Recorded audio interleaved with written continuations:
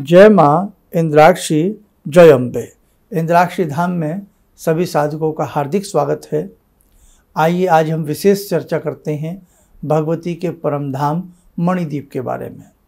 जो भी साधक भगवती को सरस्वती के रूप में भजता है, महालक्ष्मी के रूप में भजता है, महाकाली के रूप में भजता है, भगवती के किसी भी रूप में आप महाशक्ति की उपासना करते हैं, तो आपको ये जरूर जानना चाहिए कि हमारी जगदम्बा का, हमारी भुवनेश्वरी का मणिद्वीप कैसा है। जैसे आपने नाम सुना हो कि परम धाम की प्राप्ति होती है, वैकुंठ की प्राप्ति होती है, उसी प्रकार से जो जगत जननी के सेवक हैं, जगत जननी की सेवा, आराधना, अर्चना भक्ति भाव से करते हैं, वास्तव में जो वो जगदम्बा उन्हें मणिद्वीप में निमंत्रण देती हैं और वो साधक सदा सदा के लिए जगत जननी के साथ मणिद्वीप में वास करता है। ब्रह्मांड के अंदर एक लोक है, उस लोक में ये मणिद्वीप है। जिन्हें आज तक इस बारे में ना पता हो, तो आज हम आपको ये सारी चीज़ें आपको बताने वाले हैं। इसे बहुत अच्छे से जानने का प्रयास करें और आपको बड़ी प्रसन्नता होगी कि आपकी जगत जननी का सिंहासन कैसा है, आपकी जगत जननी का मणिद्वीप कैसा है, जहाँ वो निवास करती है। तो आइए विलंब ना करते हुए, जगत जननी की आराधना करते हुए, जगत जननी भुवनेश्वरी को प्रणाम करते हुए, आइए संक्षिप्त रूप में ही हम बता सकते हैं। बाकी तो भगवती का इतना विशाल मणिद्वीप है कि उसका वर्णन करना हमारे बस की बात नहीं है ना। तो इसलिए संक्षिप्त में ही आप भगवती के मणिद्वीप के बारे में आज एक संक्षिप्त सा परिचय जानें। श्री भुवनेश्वरी देवी और उनका परम धाम मणिद्वीप। ब्रह्मलोक के ऊपर सर्वलोक के नाम से प्रसिद्ध मणिद्वीप नामक स्थान आदि शक्ति भगवती भुवनेश्वरी देवी का निवास है। संपूर्ण लोकों में श्रेष्ठ होने के कारण ही इसका सर्वलोक नाम है। इसके समान त्रिलोकी में कहीं कोई भी सुंदर धाम नहीं है। जगत के लिए यह छत्र स्वरूप है। सभी ब्रह्मांड इसी की छत्र छाया में है। सांसारिक ताप यहाँ अपना प्रभाव नहीं डाल सकता है। मणिद्वीप में स्थित चिंतामणि ग्रह देवी का प्रधान स्थान है। पुनः सुने, मणिद्वीप में स्थित चिंतामणि ग्रह देवी का प्रधान स्थान है। मूल प्रकृति भगवती भुवनेश्वरी के 10 शक्ति तत्व सोपान रूप से महा उपस्थित हैं। शक्तियों एवं शक्ति तत्वों से युक्त देवी का ऊंचा मंच शोभायमान है। सदाशिव को उस मंच का पटरा कहा जाता है। उस मंच के ऊपर परम आदरणीय महान देवता भुवनेश्वर विद्यमान है। सृष्टि के आदि में अपनी लीला करने के लिए स्वयं भगवती भुवनेश्वरी ही 2 रूपों में विराजमान हुई। इस बात को जरा ध्यान से सुने आप।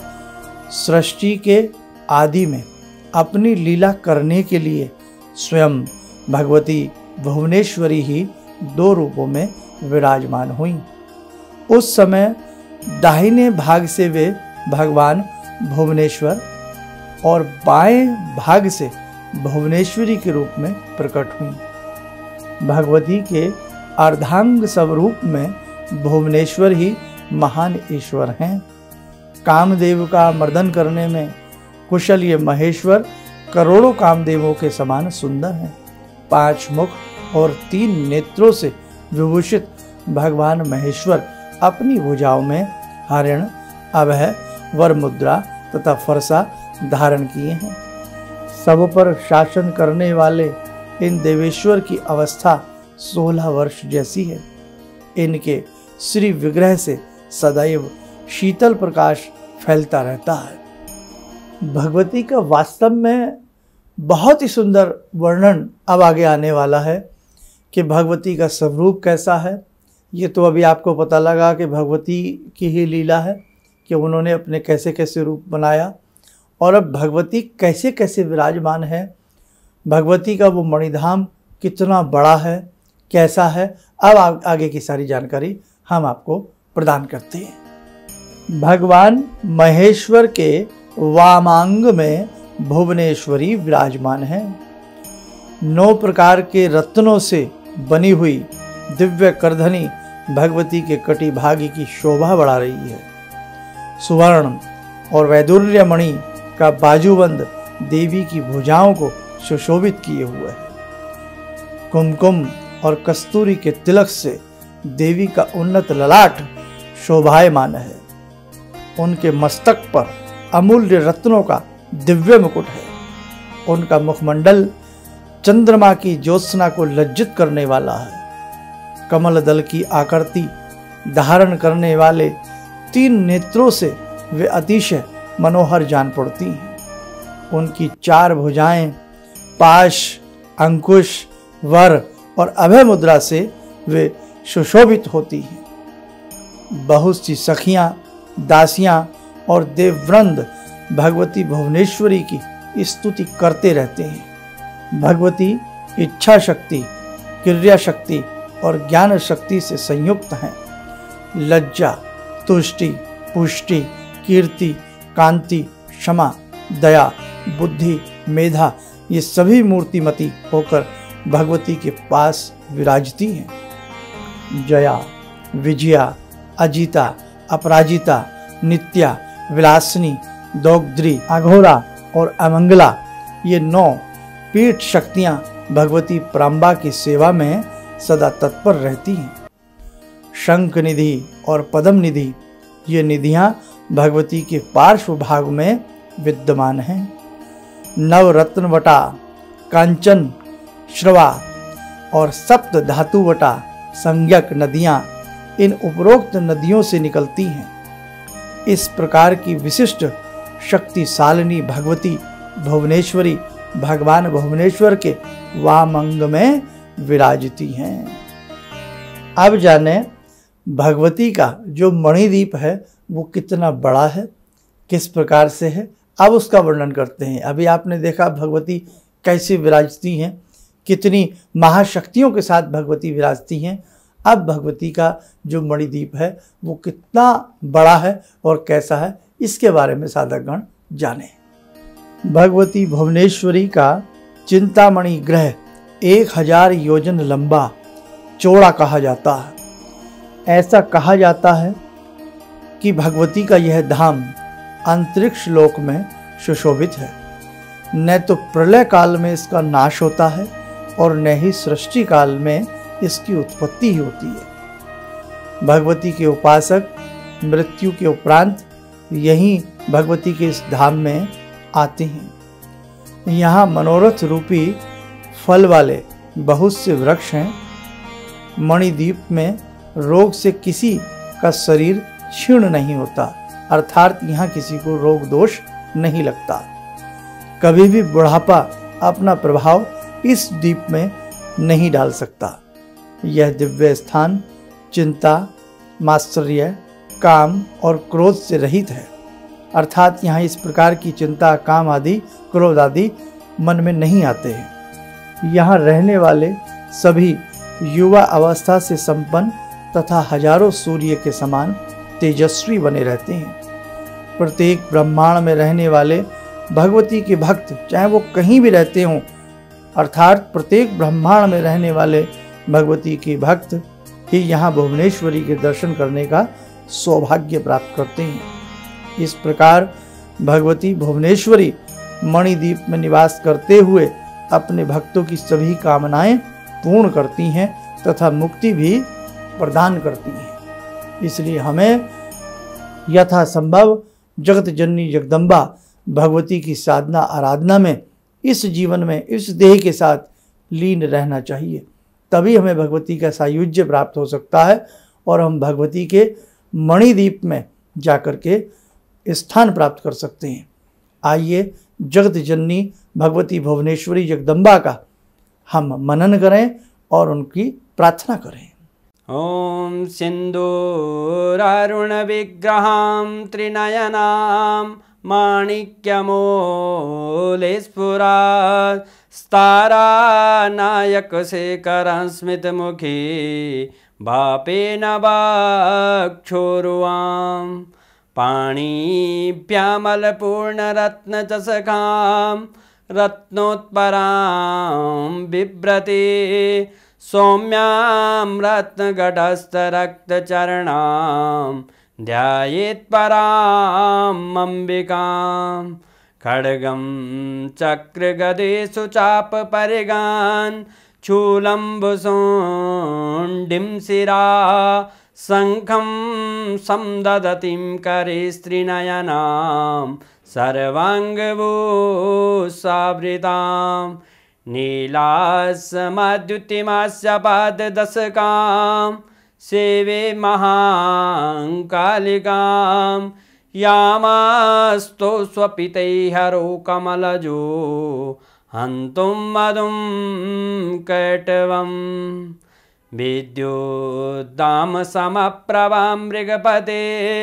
स्कन्दस्थितां भीषणां कन्या विहकरवालखेटविलसा धस्ताविरासेवितां हस्तैश्चक्रगदाशिखेटविशिखां चापं गुणं तर्जनीं विप्राणामलिलात्मिकां शशिधरां दुर्गां त्रिनेत्रां भजे। कवच बना लें। भगवती का शुभ आशीष हम सबके ऊपर बरस रहा है।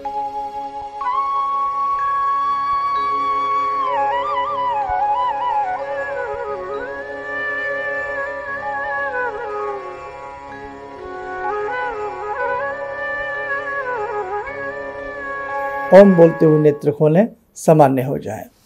देखो साधकों, ये तो बहुत सामान्य सा वर्णन हमने भगवती के मणिदीप का किया है, और आपकी साधना, आपकी आराधना, भगवती के प्रति आपका अटूट प्रेम भगवती के मणिदीप का दर्शन आपको स्वतः करा देगा। और कभी भगवती की इच्छा से ही सारे कार्य पूर्ण होते हैं। भगवती की इच्छा हुई तो उसे पूरे विस्तारित रूप से हम आपको अपने सभी साधकों को समझाने का और बताने का हम प्रयास करेंगे। तो आज आपने जाना भगवती कैसे विराजती हैं, किन किन महाशक्तियों के साथ विराजती हैं, और भगवती का मणिदीप कैसा है, कहाँ है, और हमें कैसे प्राप्त हो सकता। ये तो समझ ही गए होंगे कैसे प्राप्त हो सकता है। जितना हम अपनी माँ की भक्ति करेंगे, जितना हम जगदम्बा की सेवा अर्चना करेंगे, हम दुर्गा सप्तशती पढ़ें, भगवती के स्तोत्र पढ़ें, भगवती के नाना भांति के हम मंत्रों से जुड़ें, गुरुदीक्षा हम कहीं से लेकर के भगवती की साधना आराधना में लीन हो जाएं। जिस प्रकार से दुर्गा सप्तशती में वैश्य और समाधि को भगवती ने दर्शन दिए, समय समय पर इंद्र के सिंहासन को भगवती ने वापस दिलाया। तो कहने का भाव कि मेरे साधकों, जितना अच्छे से हम उस जगदम्बा की स्तुति प्रार्थना करेंगे, वो माँ हैं। माँ पुत्र से, पुत्री से, अपनी संतान से माँ बहुत प्रसन्न बनी रहती हैं। और यदि वो पुत्र, वो पुत्री, माँ की संतान थोड़ी सी भी लायक निकल जाए तो माँ की प्रसन्नता का ठिकाना नहीं रहता। इसलिए बेटे ध्यान रखें, अच्छे से उस जगत जननी की साधना उपासना करें, किसी बाह्य आडंबर में न फंसें, किसी चमत्कार के चक्कर में अपनी साधना को बेकार न कर लें। आपके अंदर भी वो शक्ति है, आप भी बहुत सारे चमत्कार कर सकते हो, लेकिन इन चमत्कारों से आप सदैव दूर रहने का प्रयास करना। सिंपल, साधारण, भोली भाली भक्ति करते रहना। आपकी जगदम्बा, आपकी माँ आपको अपने छाती से लगा लेंगी। इसलिए बेटे ध्यान रखना, भगवती के चरणों की रज बनना है तो बहुत अच्छे से बिना भटके अपनी जगदम्बा की सेवा साधना करते रहना। वो दिन दूर नहीं जब हम सबको भगवती का सायुज्य प्राप्त होगा और महाशक्ति के हमें दर्शन होंगे। और इस भगवती की उपासना करते करते जब हम इस संसार से जाएंगे तो निश्चित तौर पर हमें मणिधाम के दर्शन भी होंगे, और मणिधाम में भगवती की कृपा से हमें स्थान भी प्राप्त होगा। चलिए, आप सब लोग स्वस्थ रहें, सुखी रहें। इन शुभकामनाओं के साथ हम अपनी वाणी को विराम देते हैं। जय जय अम्बे।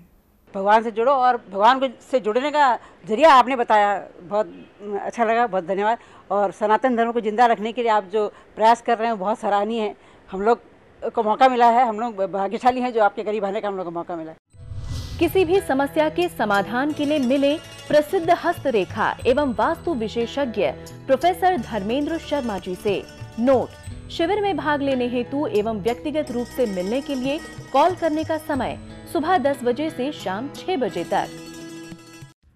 हमारे विभिन्न ज्ञानवर्धक कार्यक्रम देखने के लिए आप हमें अभी सब्सक्राइब करें, बेल आइकन को प्रेस करें ताकि आप देख सकें हमारा कार्यक्रम सबसे पहले। और अधिक जानकारी के लिए फेसबुक पेज को लाइक करना न भूलें।